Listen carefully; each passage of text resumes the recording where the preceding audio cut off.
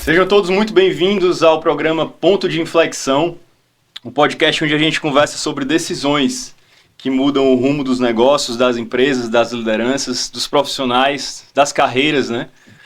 E eu sou Eduardo Ramiden, sou VP do GM Group, da Gomes de Matos Consultoria, e hoje a gente tem o prazer de receber aqui dois grandes caras, dois grandes amigos, Luiz Antônio e Rodrigo Cabó, que são da Board Números Estratégia. É uma empresa que, já dando um spoiler pro pessoal, acaba de entrar no GM Group, mais uma fusão aí, que a gente começou a construir em 2025, né, pessoal? Isso. Acho que tem uns 7 meses já que a gente vem conversando, batendo papo, alinhando os ponteiros. Perfeito. É um prazer grande demais ter vocês aqui com a gente hoje. Queria que vocês começassem se apresentando um pouco, né, também? Prazer é nosso aqui, Eduardo. Meu nome é Luiz Antônio. Hoje somos sócios, eu e o Rodrigo, na Board. Board é uma empresa muito voltada à área financeira, uma área de controladoria as a service, CFO as a service, dando uma visão que hoje a gente considera que é uma visão difícil do cliente conseguir ter, até pela demanda operacional do dia a dia, pelo conhecimento. Então, a gente consegue hoje unir tecnologia com finanças e sendo um braço de assessoria para o cliente. Então, a empresa ela vem agora compor com um grupo que é um complementar, ela vai complementar dentro do grupo, né? E eu acho que vai somar bastante aí para as duas empresas. Legal. Então, prioritariamente é uma empresa que atua na vertente financeira. Na vertente financeira... Com uma pegada de estratégia também voltada ali para RMRs, encontros mensais, monitoramento de indicadores, é isso? Isso, perfeito. E aí, como você falou, financeira, porém, muito estratégico. Você tem um exemplo dentro do nosso produto de tecnologia, que no caso a gente até depois vai te apresenta lá, que você já conhece. A gente fala sobre gestão de estoque, fala de nível de estoque, vendedores, quem está na meta, quem não está na meta, produto que dá margem, produto que não dá margem. Então a gente tem, na realidade, uma gama 360 dentro do cliente. Então a gente extrapola essa vertente financeira e tem uma visão 360 da empresa. Isso, que no final, se você analisar toda a estratégia, ela no final ela vai culminar no financeiro ou no fluxo de caixa, que é o resultado de tudo que acontece. Então, você tem um exemplo que é financeiro, que desemboca no financeiro. Por algum motivo, teve uma oportunidade de compra, eu comprei muito. E eu não analisei se meu fluxo de caixa projetado para aquela compra. No final das contas, o financeiro é que vai sofrer aquela consequência no fluxo de caixa. Porém, é uma decisão de compra. Legal. Uma decisão estratégica. Então, a gente ajuda nessa parte. Nessa clareza da visão. Né? Será que o meu prazo de estoque está alto? Será que eu estou com um nível de estoque muito elevado? Será que o meu estoque está sem... Qual é o meu nível de estoque sem giro? Então, a gente faz muitas análises, matriz BCG de estoque, níveis de estoque que a gente considera, olha, esse tipo de produto ele não te dá margem, não gira. Então, o ideal é tirar esse produto. Vamos já entrar um pouquinho nos detalhes do produto. Mas em que momento, Cabó, vocês perceberam que a maioria das empresas ela não quebra por falta de faturamento, mas ela quebra por falta de gestão, por falta de estratégia, por falta de uma visão financeira mais assertiva ali?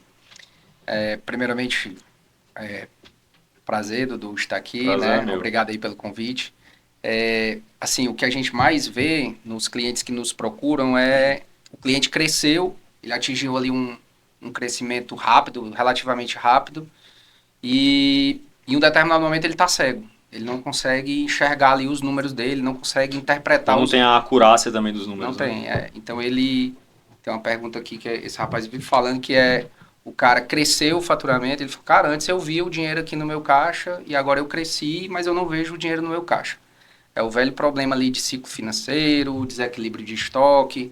E aí ele literalmente a expressão é essa, ele está cego, ele não consegue interpretar a empresa como um todo. Ele, quando ele fala com a gente, ele fala pedaços da realidade dele, mas nunca fala a realidade como um todo. E aí o que a gente faz é meio que pegar todo esse quebra-cabeça e explicar para ele, né?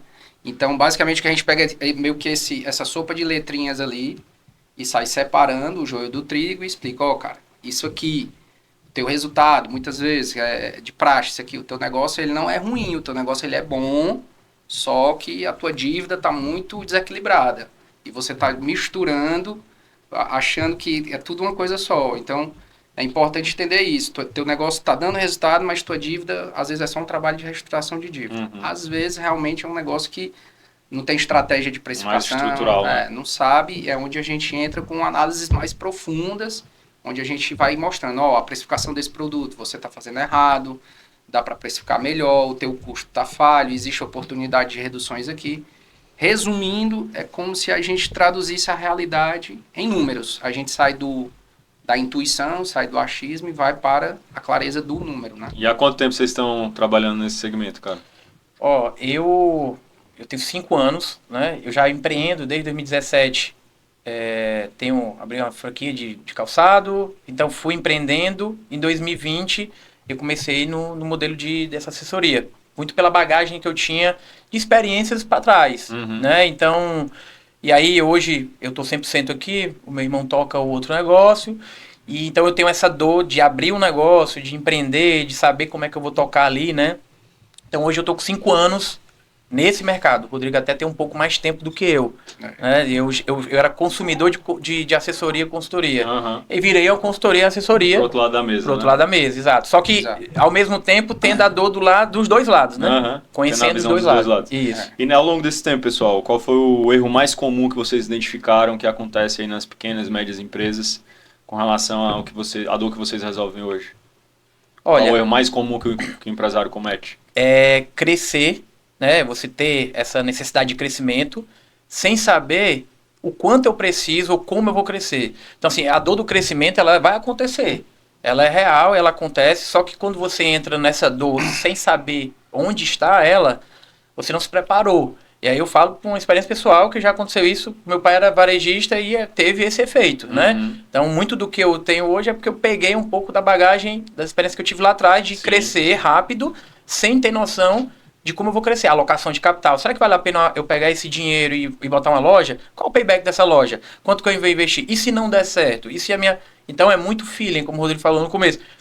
A gente vai olhando o faturamento, o empresário vai muito olhando o faturamento, mas ele não faz essa análise de se eu posso crescer. Às vezes ele cresce sem saber se tem capital próprio e nem se tem um capital de terceiro disponível para ele. Aí ele tem outras métricas chaves também que o empresário tem que estar em mente, né? Sempre a gente, quando analisa ali reunião mensal de resultado, as estratégias de monitoramento de indicadores, os KPIs, né? Indicadores chaves.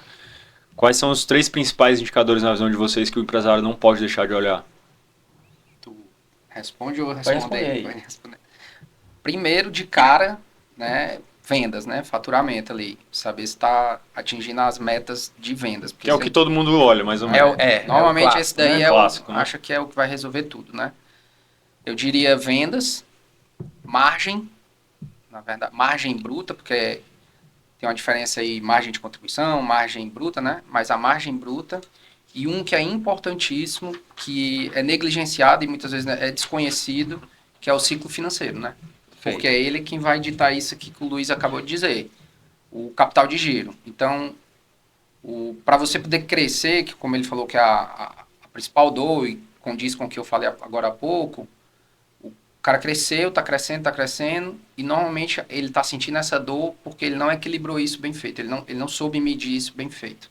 Então, às vezes, ele já consumiu esse capital de giro, não faz nem ideia quanto é esse capital de giro, né? Então ele acha, eu vou crescer o faturamento automaticamente, meu lucro vai aumentar, automaticamente eu vou conseguir crescer. E não é. Se o ciclo estiver desequilibrado, que normalmente desequilibra, principalmente crescendo, você pega uma oportunidade muito boa com um cliente grande, normalmente esse cliente vai fazer o quê? Cara, eu vou te comprar muito, vai negociar condições melhores, prazo, enfim, né? E o cara precisando, ele vai fazer. E aí eu diria esses 3, faturamento, margem bruta e ciclo financeiro. Boa. Se ele medir esses 3 aqui, já está bastante coisa... Concordo? Já dá uma clareza maior, né? Quer adicionar algum? Para mim, eu acho que esses 3 eles são fundamentais, assim, de princípio, porque o capital de giro, quando a gente falou ciclo financeiro, que no final é o capital de giro da empresa, né? Ele vai desembocar lá no fluxo de caixa. Né? E aí, os outros 2 são indicadores de venda que ele precisa e de margem que ele está olhando se o negócio vai dar um resultado. Porque a despesa fixa, geralmente, ele tem uma noção. Se ele souber pelo menos a margem, ele sabe quanto é a despesa fixa dele. Ele tem pelo menos uma noção ali de quanto ele ganha. Mas será que quando ele ganha, o capital de giro que ele tem hoje banca, e aí onde eles começam a sentir o fôlego, falta do dinheiro no caixa. É por isso que esses 3 indicadores a gente sempre fica olhando muito para eles lá. Legal. O foco da Board hoje é mais pequena empresa, média empresa? Hoje a gente está trabalhando com média. Nosso ICP é o médio. Né? Médio empresário. Médio empresário é o cara que saiu do pequeno, é justamente aquela... A gente fala assim, aquele cara que está passando a arrebentação, ele passou a primeira etapa da arrebentação, mas vem uma outra onda maior ali. E aí é onde ele começa, ele tem aquela dor que ele tem custos de grande e faturamento de médio. Porque ele primeiro tem que investir como um grande para ser grande, mas ele ainda não tem aquela receita. Então, o médio, onde Como ele é que eu otimizo e faço esse ponto de inflexão para o faturamento crescer mais do que o custo, né? Isso, exato. Então, assim, e aí é onde a gente entra, o que a gente faz bastante, que são os planejamentos orçamentários, planejamento de negócio. Então, cara, vamos fazer o teu planejamento orçamentário e ver, dentro do que tu está imaginando, qual o efeito na DRE, no fluxo de caixa e qual o período que eu vou precisar de dinheiro ou não, por exemplo, né? Então, eu acho que isso é um dos pontos que a gente trabalha bastante nesse cliente médio, que é um cliente que tem muito essa dor. Então, vocês começam todo o processo com uma etapa de planejamento. Planejamento. A gente faz um diagnóstico inicial. A gente chega e faz um diagnóstico. Então, a gente vai lá com o nosso time, vai um supervisor, tem um analista, tem um trainee que dá suporte. Então, a gente vai estruturar a informação. Então, a gente sempre pega, vai no sistema, baixa relatório, conversa com o dono. No outro lado, dentro de casa, a gente tem economista que a gente faz também, num segundo momento, uma análise de mercado, etc. Então, a gente vai montar o número dele de um período, do ano passado, por exemplo, para a gente mostrar para ele o seguinte, olha, o teu negócio, e geralmente nesse período, a gente mostra a ineficiência do sistema, que o financeiro dele não está conciliando, o financeiro não está rodando. Muitas vezes ele nem acha que o financeiro, nem sabe que o financeiro não está rodando ou que o sistema não está implantado. É um diagnóstico econômico e financeiro. Ele não tem nem consciência da dor ainda, né? Ele não tem. Aí é faltado no econômico financeiro e quais são as dificuldades para a gente chegar naquele econômico financeiro. Aí é onde a luz começa a aparecer para ele. Então ele começa a ver que o resultado não era o que ele imaginava. E aí, muitas vezes, o fluxo que está negativo é porque ele fez um investimento acima do que ele precisava, por exemplo. Né? Então, aquilo vai mostrando para ele. A partir dali, a gente vai traçando os objetivos. Geralmente, o próximo objetivo é fazer um planejamento orçamentário. Né? Às vezes, até encaixa no meio do caminho. Cara, vamos estruturar o teu financeiro primeiro ali, porque ele está muito desestruturado. Aí a gente dá uma... E, além disso, vocês têm um acompanhamento mensal também, junto ao empresário. Isso. Justamente dando esse apoio no suporte, na estratégia, nas decisões que ele toma no dia a dia. Né? Porque um dos pontos, e aí eu sempre falo que a minha experiência que eu já tive com outras empresas, como empresário, né, e meu pai, assim, na época que eu trabalhava, era eu fazer um orçamento, planejamento, planejei, etc. E sair, tá aqui o teu orçamento, tá aqui o planejamento. Agora tu segue, tá? Funciona quando a empresa tem uma certa maturidade. Uma empresa média, o que acontece? Ele não tem essa maturidade. Geralmente, ele pega aquele orçamento, ok, 2 meses depois, o orçamento está jogado lá. Quem é que vai fazer? Não tem a disciplina, né? Não tem a disciplina e nem tem braço, porque o financeiro dele, aí você chega lá, tu tem controladoria? Tenho. O controle dele está fazendo conta a pagar, conta a receber, está resolvendo problema. Quem é que vai fazer o fechamento? Quem é que vai dizer, olha, o que a gente usou, essa despesa aumentou, esse custo foi a mais, esse produto gastou mais, enfim. Quando o cara está apagando incêndio, ele não tem tempo para olhar para a estratégia. Aí nós entramos nesse ponto. Acaba que, como a gente não está no dia a dia do cliente, então a gente não tem esse gargalo de, eu vou proteger o A ou B. A gente levanta os dados, faz essa estrutura, apresenta um RMR completa, financeiro e econômico, com o que a gente projetou e eu sou, e aí a partir dali a gente vai traçando outras estratégias. Por exemplo, decidimos lá que, cara, a gente está olhando aqui que tua margem está muito baixa. Vamos começar a olhar toda a tua precificação. Vai para a precificação. E aí, lembrando que junto a isso tem uma estrutura de KPI dentro do Power BI. Então, a gente vai montando aquilo dentro e vai visualizando onde é que as alavancas a gente vai mexendo. Né? Vocês têm um arcabouço, eu conheço bem, vocês têm um arcabouço tecnológico muito grande, né? Que é o Board OS, o sistema operacional de vocês. Isso. Então, vocês, em todo projeto, vocês acoplam esse arcabouço tecnológico para dar essa visão 360? Sim, colocamos. E assim, é importante, o nosso cliente, a gente primeiro não entrega planilha. A gente tem planilhas, obviamente, que precisa, modelagens internas nossas para fazer orçamentos, enfim, fluxo e tal. Mas o número final, a apresentação do número final sempre vai para dentro dessa plataforma da gente, que é 100% o dado fica inviolável, não existe aquela possibilidade de alguém ir lá e alterar, porque manda uma planilha para um, aí a planilha é compartilhada, mexe na fórmula, alguma coisa assim. Legal. Então, Inclusive, eu queria falar para o pessoal que está em casa que a gente vai oferecer um diagnóstico gratuito da Board, né? Vocês têm um diagnóstico gratuito online. Isso. Então, vai aparecer aqui embaixo um QR Code para vocês acessarem o diagnóstico gratuito e já executarem esse diagnóstico aí em casa, nos negócios de vocês, para ter esse start aí. Isso. Para a gente começar esse trabalho de conhecer melhor os números, a estratégia e tomar decisões mais assertivas no dia a dia, né? Perfeito, exato. Então, assim, voltando ao que a gente estava falando lá da tecnologia, então, sempre foi uma forma que a gente fez de sair um pouco do comum e a gente lá tem um braço de tecnologia que conecta ao sistema do cliente. Então, a gente acaba plugando indicadores. Imagina, a gente está fazendo um acompanhamento do cliente nesse modelo de controladores de acesso, o CFO as acesso.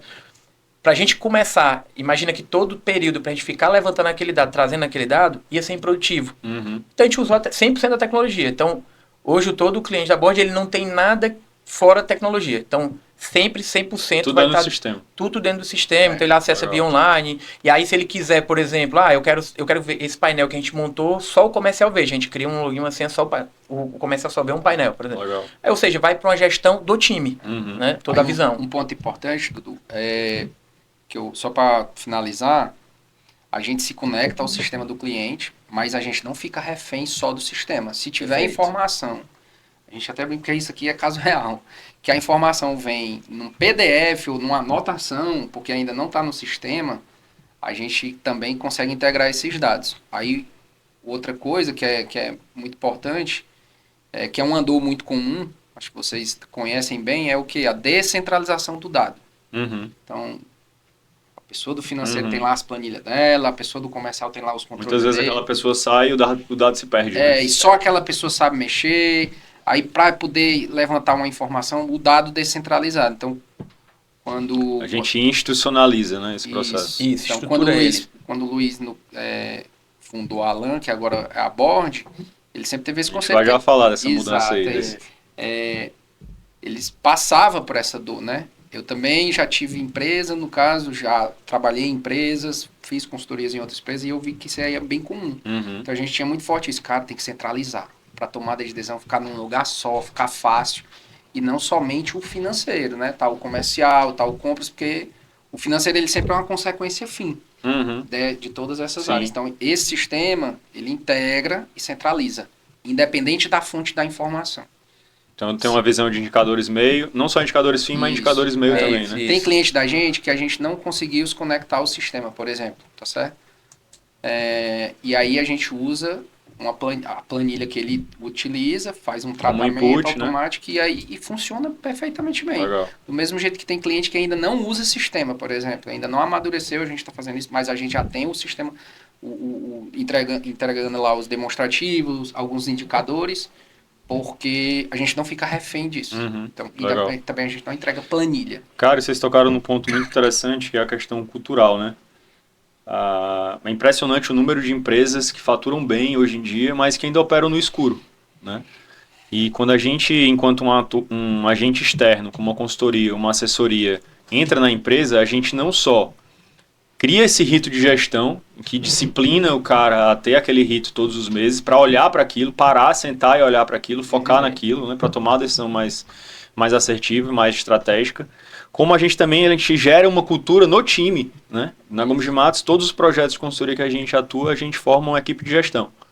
Então essa equipe de gestão é formada pelo time de consultores e pelo time de pessoas chaves dentro do cliente, né? E é essa equipe de gestão que vão ser os multiplicadores do projeto, os influenciadores dentro da empresa, para fazer uma espécie de cascata ali, né? Tudo que a gente define e toma decisão, a gente dissemina com o time e esse time vai disseminar para a base. Então esse aspecto cultural, como agente de mudança, também é super importante, né? A gente fala lá, né, que a gente meio que educa o nosso cliente, né? Exatamente. Então a gente vai educando. Como o cara, né? Você fala o cara mal, o cara né? O cliente, enfim, né? o empresário, a empresária, como a gente falou lá no início, né? Ele está no escuro E aí, quando ele começa a entender o que é uma DRE, qual é a diferença do fluxo de caixa, que normalmente ele só tem a visão de caixa, aí ele vai gerando interesse, Automaticamente, o nível dessa pessoa vai subindo, o critério vai subindo. Ele passa a não tomar mais tanta decisão na intuição e ele passa a cobrar mais. Aí um dos efeitos que acontece muito, vocês passam por isso também, obviamente, é o que? A questão que a gente fala, cara, vai expurgar a gente aqui. Porque o pessoal vai começar a sentir a pressão. Sim. Porque tu vai sair do achismo e vai pro número. Ei, cara, mas isso aqui, Pra uma decisão baseada em exato, dados, né? Exatamente. Muda a cultura, vai mudando. Aí vai mudando automaticamente, Sim. vai ficando aqueles que se adequam, porque o cara não quer voltar pro modelo que era antes no escuro ali, no feeling. E vai ter os que não aguentam literalmente a pressão, né? A peneira normal, né? Exatamente, Cara, um ponto de inflexão, já entrando muito no tema do podcast que a gente vai abordar em todos os programas, eu acho que a entrada da board, que nem sempre se chamou board, né? Não, Isso. Queria que vocês contassem um pouquinho dessa história também, como é que nasceu a empresa, com que nome. Tá. Mas eu acho que um ponto legal da gente abordar é esse ponto de inflexão de entrada da board no ecossistema GM Group, né? Perfeito. O que a gente ganha com isso, como é que vocês contribuem com o ecossistema, a gente sabe que são skills ali complementares, né? A gente mapeou, o pessoal que está em casa, a gente mapeou dentro do GM Group 12 verticais. A gente não, há um tempo atrás a gente virou essa chave, antes a gente olhava só para a consultoria. E a gente mapeou 12 verticais, a gente colocou uma meta super audaciosa para 2030 e a gente viu, cara, a gente não vai conseguir chegar nessa meta só com consultoria. Então, qual o ecossistema que a gente tem que formar? A gente tem que construir ecossistema, construir equity. E uma das vertentes que a gente tinha mapeado justamente era essa vertente que a Board atua hoje, né? Hoje a gente, ano passado a gente já fez 2 M&As, criamos uma nova empresa também de inteligência artificial, que é a Verteri. Então a gente está compondo esse ecossistema. Legal. E eu acredito que não só para vocês, mas para a gente também é um ponto de inflexão, né? A entrada da Board. Eu queria que vocês comentassem um pouco sobre isso. Aí é contigo. Conta a história aí. A história... LAN, aí eu vou falar um pouco do comecinho, né? Que eu falei Board, para quem não sabe, se chamava LAN antes, né? Isso, era, exato. Luiz Antônio Nogueira Neto. LAN, criativo, né? Na realidade eu li num livro do Nassim Taleb, Arriscando a Própria Pele. Aí ele fala, a empresa que tem geralmente o nome do dono, você tá dando seu nome, então ela vai transparecer, game, né? Você tá apostando seu nome lá, né? É um cheque em branco, vamos dizer assim. Então, como eu não tinha um histórico, eu tinha um histórico como empresário, né, meu pai e tal, sim. E como negócio que tinha colocado, então eu vou botar meu nome, e aí daí surgiu o LAN, que é as iniciais, né, Luiz Antônio Nogueira Neto. Há 5 anos atrás. Há 5 anos atrás. E aí qual era a dor? Cara, eu sempre tive essa visão seguinte, por que uma empresa média não pode ter, a gente sempre acompanha Bolsa de Valores, as RI das empresas, por que uma empresa média não pode ter esse nível de governança, ou de gestão, de visão, de relatório. Por quê? Porque como eu sempre conheci muita gente do mercado, empresária, etc. E quando eu tinha lá na outra empresa, que era a empresa do meu pai, e todo mundo que ia lá e falava assim, cara, vocês têm uma visão aqui muito boa, muita coisa, muito relatório e tal. E aí eu botei aquilo na minha cabeça o seguinte, eu vou trazer um modelo que seja um modelo de gestão e com visões, com painéis, isso pro médio que o médio ele possa ter como uma visão de um grande. Eu sentia a dor do médio tendo curso de grande, então esse cara tem a mesma dor que eu tinha. Então, beleza, vou colocar essa empresa e foi daí que surgiu. Como eu tinha uma certa bagagem de tecnologia, e aí eu sempre fiz o seguinte, eu tenho que ter uma ferramenta que eu também sofri na pele de... Tem alguém que chegou lá, está no time, tem uma planilha de resultado, essa pessoa saiu da empresa e levou os dados. Sabe quanto é que a empresa fatura, o meu resultado? Então, eu precisaria Vocês passaram um bom tempo desenvolvendo essa tecnologia internamente, né? Muito tempo. Então, 2 anos, não foi? Eu acho uns 3 anos, pelo menos. Então, assim... E ela está sempre se desenvolvendo. E ela não terminou, né? Sim, ela principalmente com IA, e aí você está sempre inovando, né? Cada vez inovando. Então, os clientes, eles enriquecem o produto, né? Sim. Exato, até porque cada reunião, como é algo que ele é customizado... É um sistema vivo, né? É um sistema vivo, e a gente vai se encaixando para cada cliente painéis. Enfim, então quando eu comecei, que foi 2020, eu vi essa necessidade e vi esse gap. E o outro ponto que eu sempre achei é o seguinte, não existe... eu tinha a função de um controller, ou um CFO Access, um CFO, no caso. Mas eu sempre senti a dor que essa é justamente essa dor. O cara vai estar muito ocupado no operacional e não consegue fazer isso.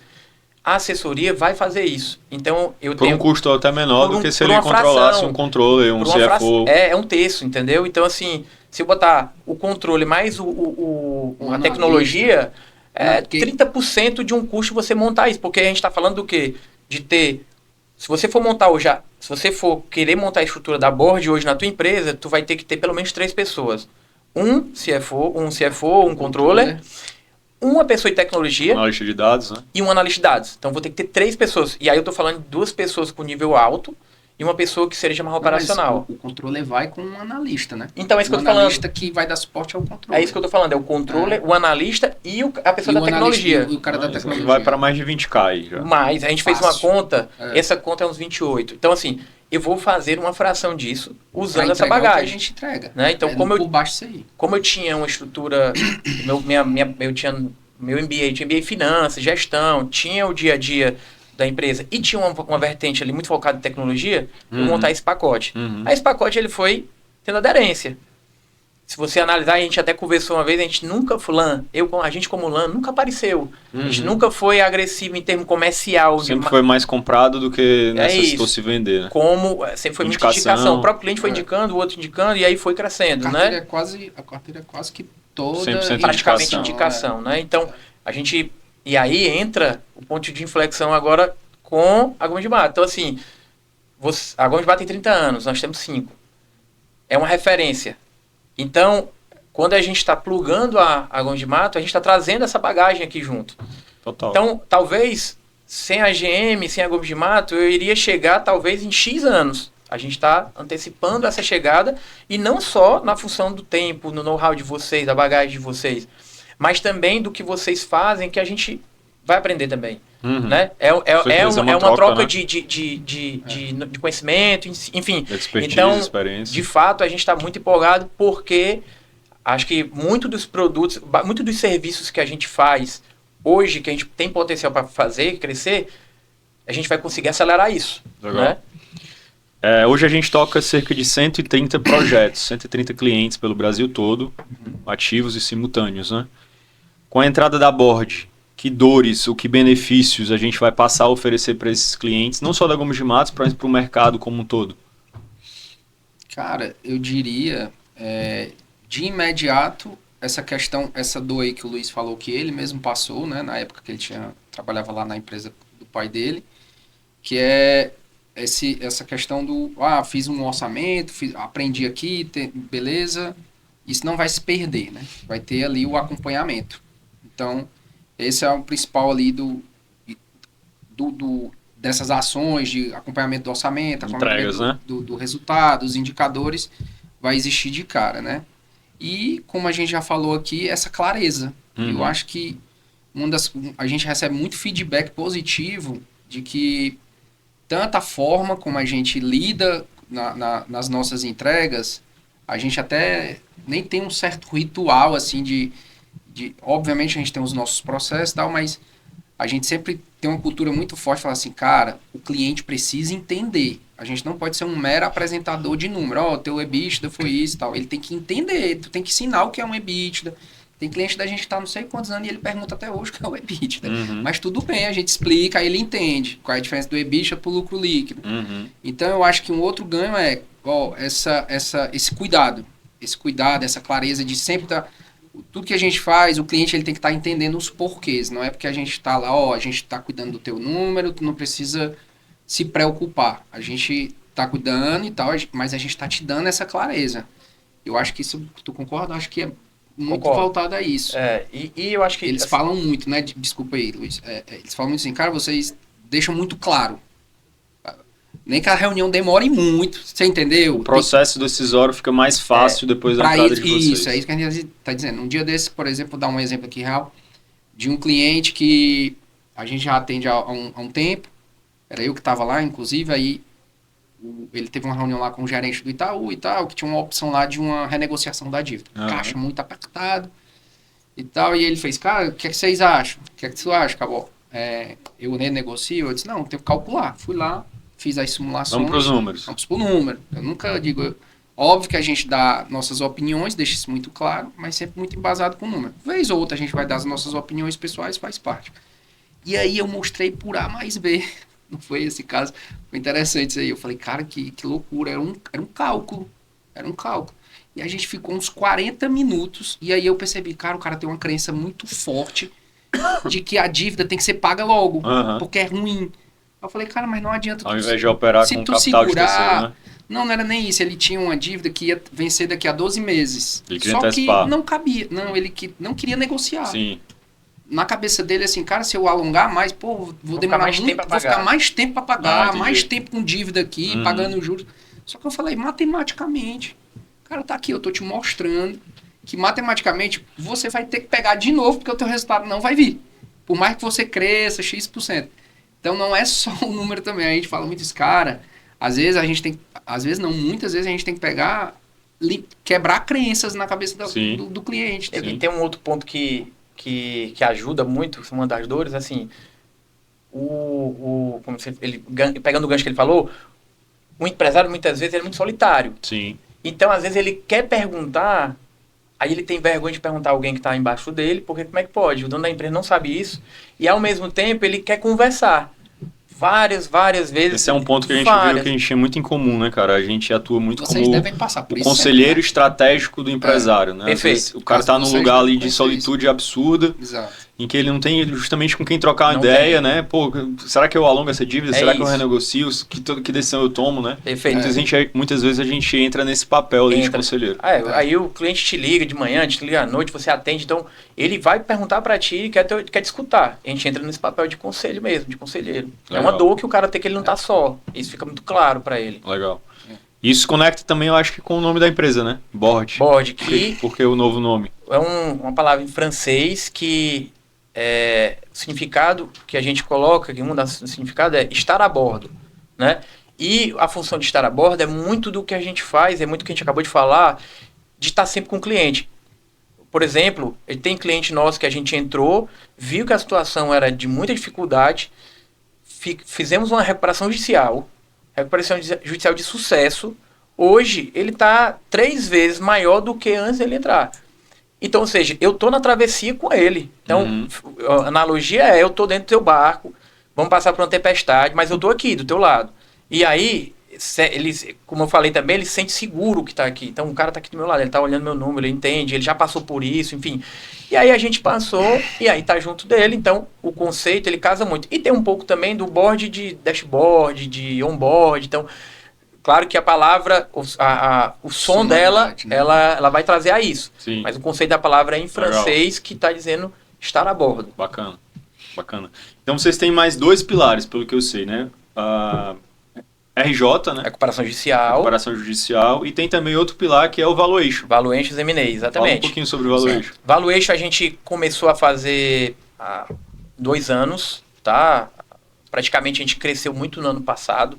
No ano passado a gente fez 4 valuations e alguns eles foram para frente, outros ficaram só a tese. Muitas vezes a gente fala, o valuation, às vezes você tem um cliente que está numa briga societária, a gente acha que o valuation é só para vender a empresa. Às vezes é uma briga societária que um está dizendo que vale X, outro diz que vale Y. Quer fazer o buyout do outro sócio, alguém né? tem que contratar um terceiro para dizer quanto é que vale real.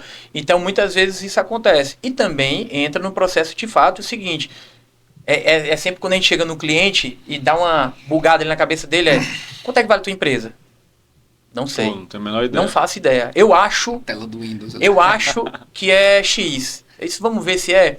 Até que eu falo para ele, a gente vai começar talvez a fazer um processo que eu acho interessante, assim, quando eu entrei a tua empresa valia 1, hoje ela vale 5.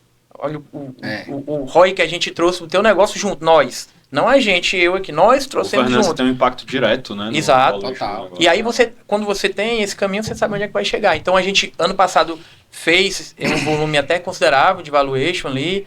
Alguns a gente tá tocando ainda, conversando. E recuperação, já fiz bastante recuperação judicial, que é uma ferramenta, se escuta muito, mas ainda não se tem tanta profundidade. Então, a profundidade, como eu já passei muito por esse processo, eu consigo dar, e aí a gente também já fez muito esse trabalho. Todas as recuperações judiciais que a gente fez, a gente aprovou 100% os planos, acompanhou o cliente, fez plano de recuperação, relatório com o administrador judicial. Então, assim, tecnicamente a gente conseguiu estruturar o cliente e sair do outro lado. Então são duas ferramentas, né, dois serviços Legal. que eles são muito falados, mas ainda são meio que tabus ali no meio do... Legal.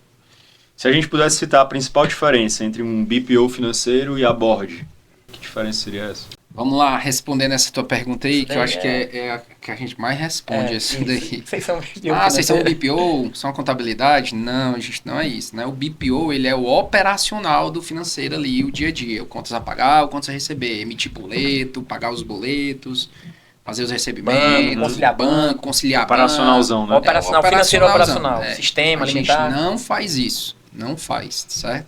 A gente pega esses dados também, que não é só financeiro, Como insumo, né? como insumo para o nosso trabalho. Então a gente pega esses dados financeiros e os outros dados comerciais, compras, enfim, todos os outros lá que a gente já falou, para fazer o nosso trabalho. Que é um trabalho, porque hoje tem um termo aí que está bem na moda, que é o FP&A, né? O pessoal fala finanças, planejamentos e análise, né?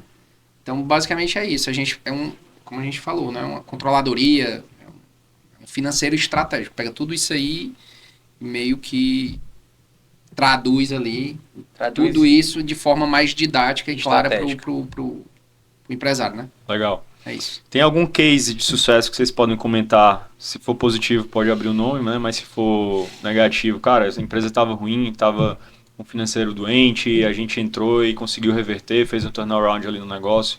Tem algum case que vocês podem evidenciar para o pessoal que está em casa assistindo? Tem aí pra falar? Tem, alguns, Fale né? aí. Eu tenho um bem interessante aqui, recente, né? Eu vou falar um que eu acompanho, e aí acabou que dentro desse processo foram dois tipos de serviço que no final foram positivos lá para o cliente. Um foi uma recuperação judicial, então a gente atuou Que diretamente. segmento era? É segmento de mineração. Mineração, isso. Exporta muita pedra para o mercado externo, empresa grande.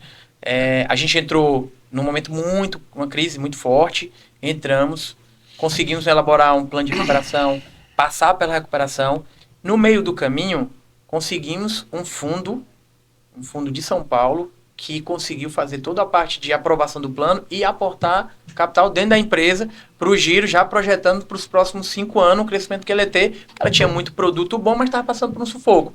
Esse case foi um case, eu acho que, de uma empresa que estava no limbo ali, sufocada, para hoje uma empresa que está projetando uma estrutura de crescimento de pelo menos 3 vezes o tamanho do que foi quando a gente entrou. Massa, cara. E aí a gente conseguiu atuar nas duas pontas. Durou esse processo? Esse processo de 2 anos e meio.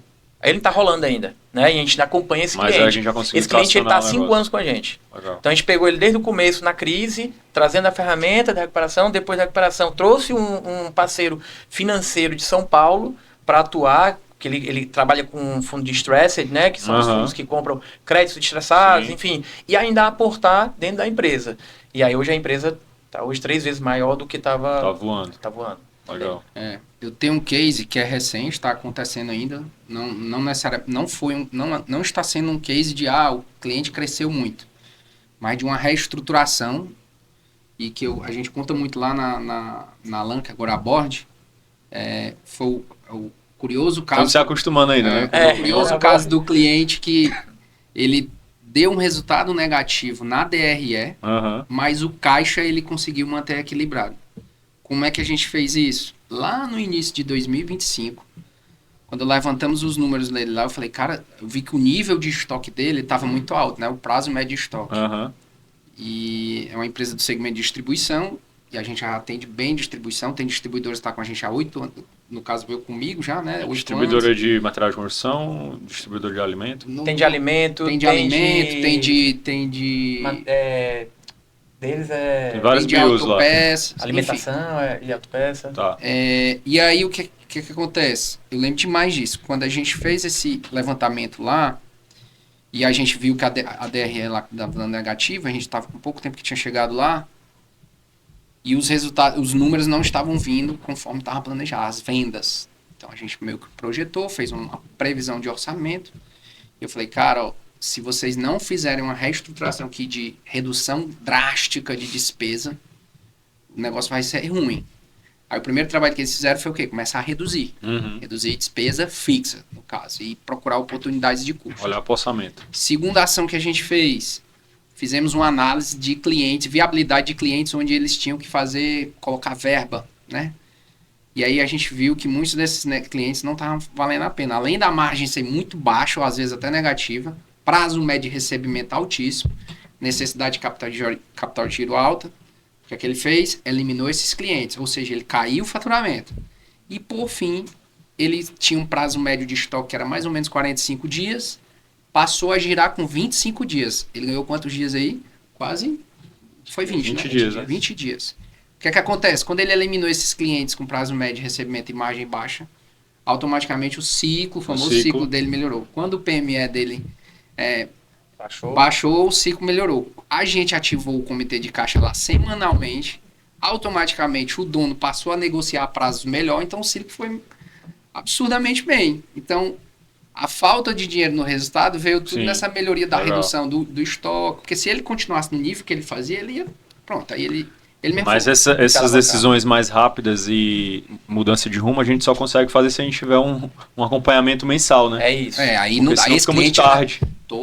toda semana comitê de caixa. Praticamente toda semana. Opa, desculpa. Toda semana comitê de caixa. Show. Qual é a decisão mais errada que vocês veem os empresários tomando no dia a dia, cara? A gente falou de 2 cases, mas ampliando esse escopo aí. Tem algumas, mas assim... É mais relacionada a DFC, mais relacionada a medição de DRE, a indicadores. Eu acho que hoje o que é mais comum e o que a gente sempre desmistifica no meio é competência e caixa. O cara tá achando... Vou dar um exemplo. Essa é de caixa. Esse é o clássico. Mas é o clássico que a gente sempre tem, né? Então, clássico corriqueiro.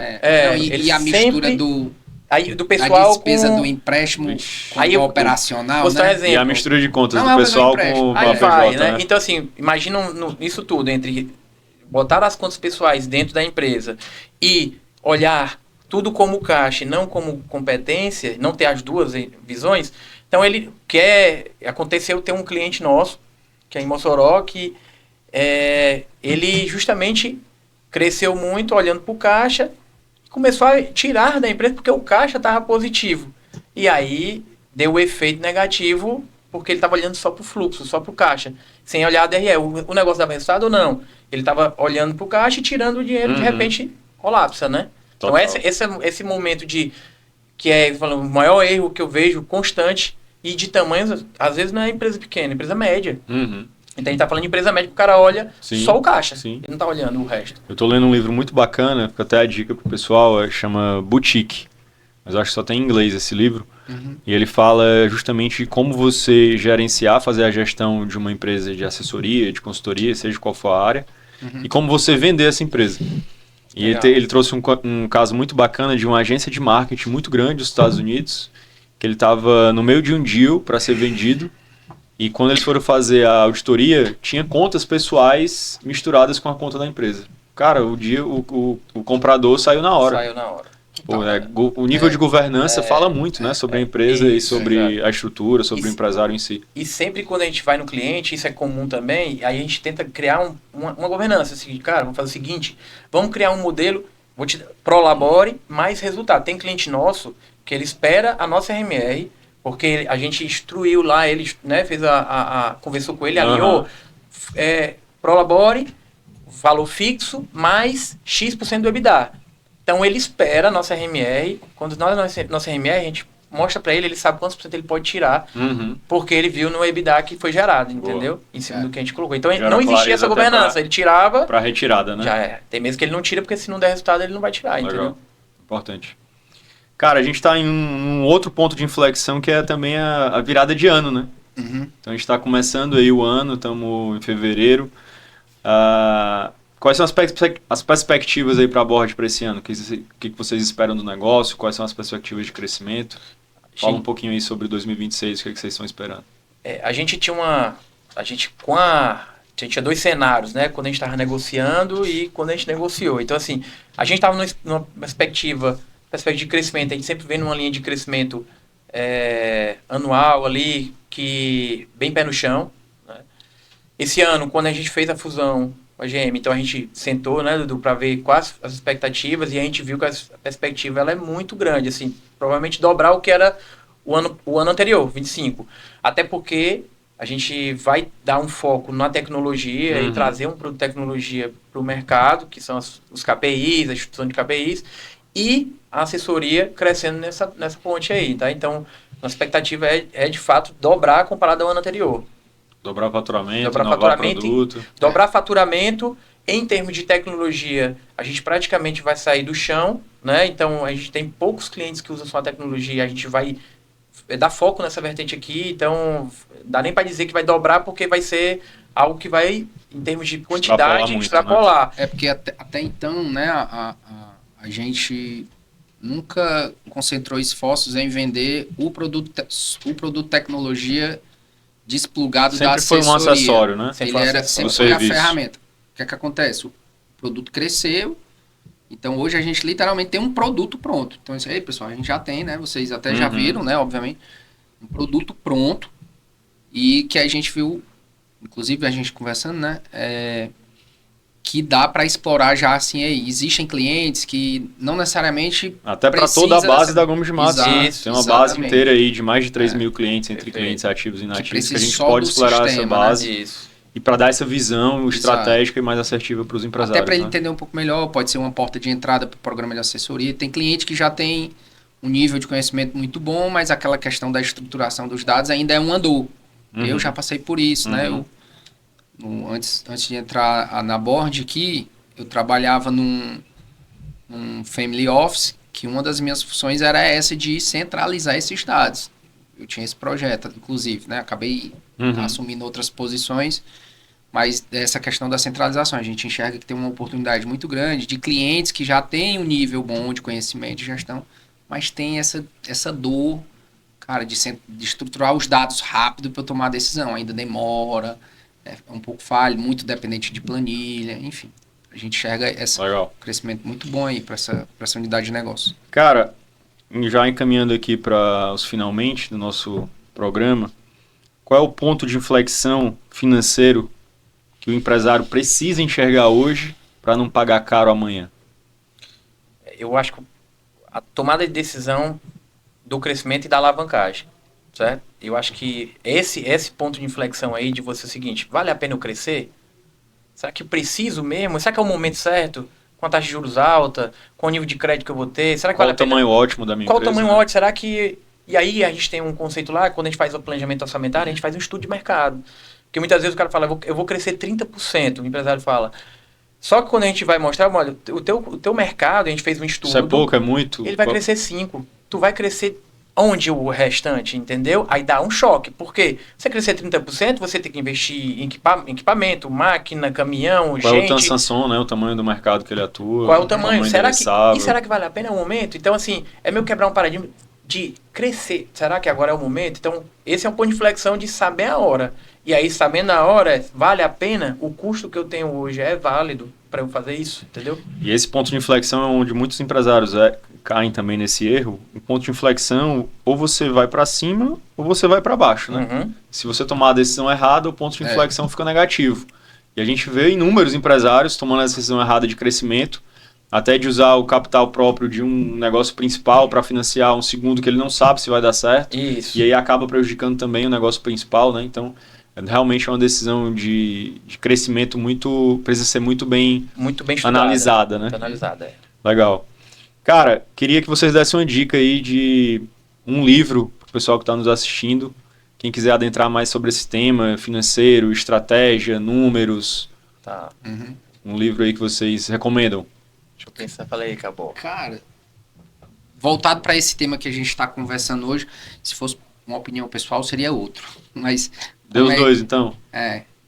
Posso dar os dois? Pode. Tá. Pessoal, eu sempre indico um livro que eu li que eu achei sensacional. O Dia do Coringa. O Dia do Coringa. Justin Gardner. É muito bom, é uma filosofia e tal. Legal. É uma ficção voltada com uma mensagem filosófica por trás. Legal. Dia do Coringa. Não é Coringa, é Coringa. E tem um que é voltado para esse tema aí, que é do Jim Collins, que é Empresas Feitas para Vencer. Eu me vi muito lá. Cara. Legal. Não. E eu vejo... Foi uma leitura de ponto de inflexão na sua vida. Isso. Pra mim, a principal frase que tem lá que marcou é primeiro tiro de revólver, depois tiro de canhão. Legal. É meio óbvio, né? Começa pequenininho, pra depois você dar o tiro grande. Acho que tem a ver com o que ele falou aí. Cara, será que eu realmente... Se eu for... Fazer um MVPzinho, né? Ver se Exato, funciona. Primeiro tiro de revólver, depois tiro de canhão. Legal. Aí ele fala que na pesquisa, né? Ele pesquisou durante muitos anos. Ele viu isso em comum nas principais empresas ali, as grandes, né? As grandonas aí, referência. Tinham isso em comum. Sempre testa pequeno, valida, para depois dar o tiro grande. Boa. E normalmente as que não deram certo, deram o tiro muito grande logo. E aí ficaram no meio do caminho. Legal. Né? Uma que eu li recente, que é a história do BTG, acho que é De Volta ao Jogo. De volta ao jogo, né? É um livro muito bom e fala muito do mercado, de crescimento, de modelo de partnership. Legal. É um livro bem legal porque é uma história real. E um outro que eu li, e aí voltando mais pessoal, é a incrível história de Shackleton, que é uma história real também, que o Guilherme Benchimol tinha indicado. Eu fui ler esse livro, né? É muito liderança, é um cara que ele foi atravessar o Atlântico em 1919, 1919. É a história real, e o barco, eles ficaram presos num geleiro e o barco quebrou e eles tiveram que ficar à deriva 2 anos ali. Então é uma história de liderança do capitão, então a forma que ele liderou todo mundo e sobrevivência, resiliência, né? Que é o nosso dia a dia, né? Total. Tô com ele para ler esse ano. É isso aí. Lista. Legal. Relembrando o pessoal que está nos assistindo, a gente tem um diagnóstico gratuito aí da Board. Quem quiser fazer o diagnóstico e entender um pouco melhor do cenário financeiro da tua empresa, quais são as próximas ações, a assessoria aqui dos meninos também, não hesitem aí em fazer o diagnóstico que vai estar aparecendo aqui embaixo, entrar em contato com a Board para entender melhor esse cenário. Justamente agora em 2026 a gente está num ponto muito oportuno, né, para a gente fazer isso. A gente acabou de sair aí de um período forte de planejamento estratégico, né? Um ano de muitas mudanças também, reforma tributária, Copa do Mundo, eleição. Então a gente precisa mais do que nunca desse planejamento muito bem feito. E essa visão de estratégia e números vai agregar muito, tenho certeza, para quem está em casa também. Beleza? Queria que vocês dessem uma mensagem final aí para os empresários que estão nos assistindo, para as pessoas que estão nos vendo aí. Uma dica, um conselho. Eu acho que, voltado a tudo que a gente falou aqui, né, pare para olhar a sua empresa. Essa é uma dica que eu dou, porque o nosso dia a dia ele é muito corrido. Senão a operação engole. A operação vai lhe engolir, e como você falou, é um ano desafiador de Copa do Mundo, eleição, muita dúvida, juros, enfim. Pare no momento para você olhar, ou que você traga alguém que possa olhar por você, né? Então, acho que esse é o ponto a dica que eu dou, tá? Boa. Eu tava pensando mais ou menos parecido com isso, mas eu diria abrir mão do ego. Saber a hora de abrir mão do ego. Eu acho que isso aí é importante. Saber a hora de esvaziar o copo, né? Porque muita gente, a gente vê o copo tá sempre cheio e você não consegue absorver coisa nova, desaprender para reaprender algo melhor, né? É porque é difícil abrir mão ali das suas crenças, né? Do plano, das crenças, é difícil. Eu passei por isso e eu vejo acontecendo. Tem hora que tem que abrir mão do ego ali e aceitar a realidade e seguir o jogo ali, que é muito melhor. Dar um passo para trás, né? Com certeza. Tem vários casos aqui que a gente pode contar que, cara, isso é ego puro do cara. Acontece muito. É raro, mas acontece sempre. Vocês sabem, né? Muito mais. Galera, cara, prazer. Obrigado pela presença. Valeu, é um prazer ter vocês agora no GM Group. Tenho certeza que esse ano aí vai ser de muito resultado para todos nós. A gente que agradece, cara. Obrigado pela confiança. Para quem nos viu até agora. Fica aí com o próximo ponto de inflexão que vai sair em breve. Muito obrigado.